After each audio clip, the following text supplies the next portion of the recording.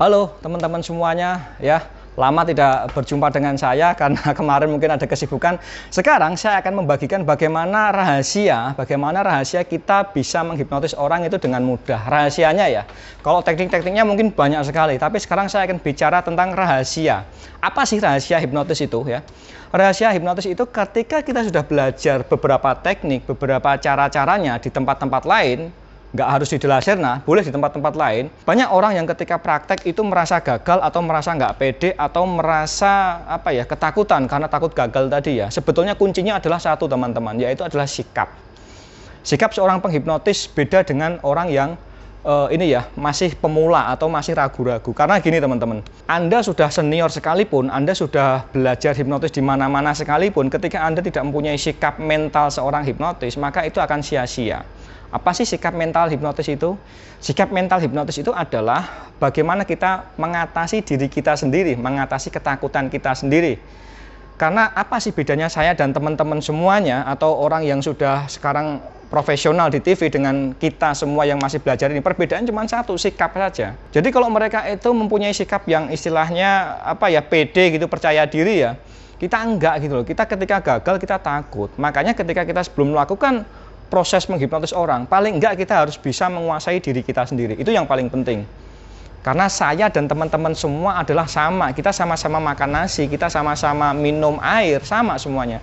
Perbedaannya cuma di sikap. Ketika saya menghadapi orang, saya lebih cenderung tenang, teman-teman. Jadi ketika saya menghadapi seseorang, saya akan tenang gitu. Beda dengan teman-teman mungkin nggak semuanya ya. Mungkin ketika Anda menghadapi orang yang baru Anda kenal, ketika Anda mau menghipnotis seorang, Anda mungkin ada down, ada nggak pede, ada rasa nggak percaya diri, ada grogi, dan lain sebagainya.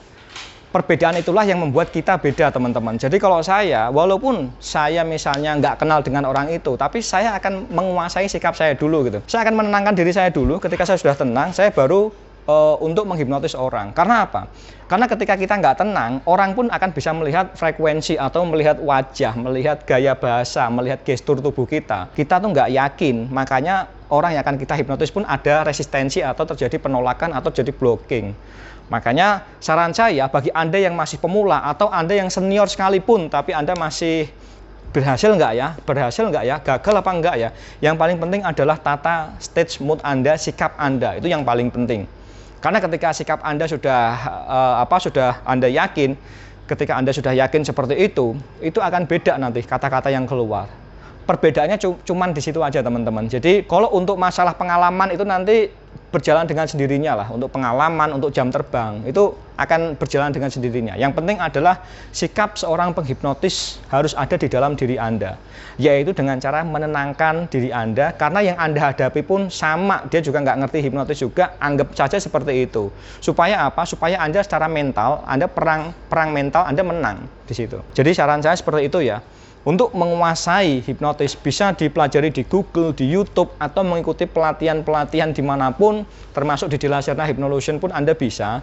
Tapi yang paling penting setelah belajar hipnotis, Anda harus mempunyai sikap seorang hipnotis. Oke ya, jadi sikap seorang hipnotis adalah bisa menguasai diri sendiri sebelum Anda menghipnotis seseorang.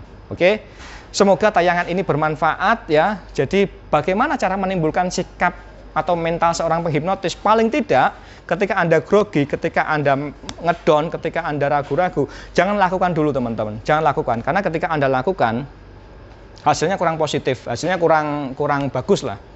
Tapi boleh jadi ketika Anda grogi atau apa, Anda boleh, ketika Anda seorang perokok, Anda boleh merokok. Ketika Anda mau merilekskan diri dengan cara minum, Anda boleh minum coklat atau apa, itu lebih cenderung membuat diri Anda menjadi lebih rileks.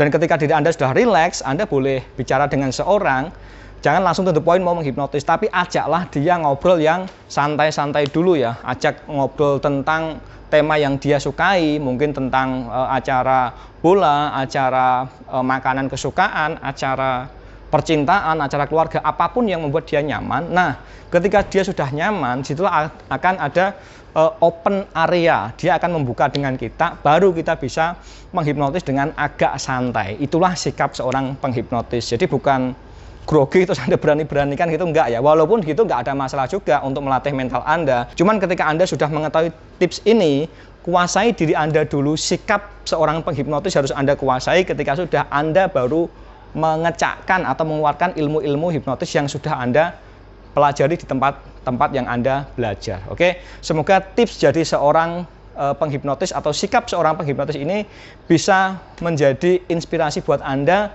dan semoga bisa bermanfaat untuk Anda semuanya. Oke, bersama saya Roni Jelasena, sampai jumpa.